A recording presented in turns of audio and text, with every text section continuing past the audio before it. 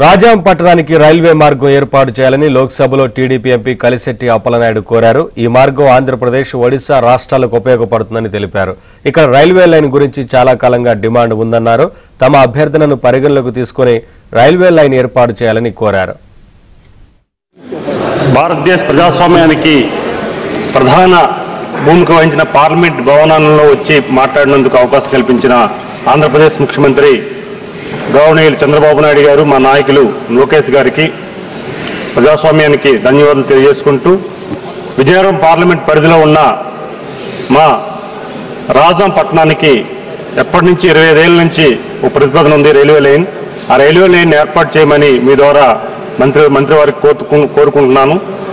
ఈ ఏర్పాటు చేయడం వల్ల ఒడిశా అండ్ ఆంధ్రప్రదేశ్ ప్రయాణికులకు కూడా చాలా ఉపయోగపడుతుంది, అలాగే గిరిజనులకు కూడా ఉపయోగపడుతుంది. కనుక దయచేసి ఈ ప్రతిపాదనని అమలు చేయాలని మీ ద్వారా తెలియజేసుకున్నాం అధ్యక్ష.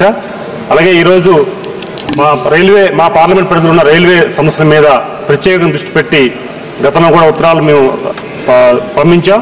దాన్ని సహకరించమని మీ ద్వారా తెలియజేసుకుంటూ, అలాగే పాత్రికా మిత్రులకు కూడా రైల్వే పాస్లను కూడా అమలు చేయాలని మీ ద్వారా తెలియజేసుకుంటాం.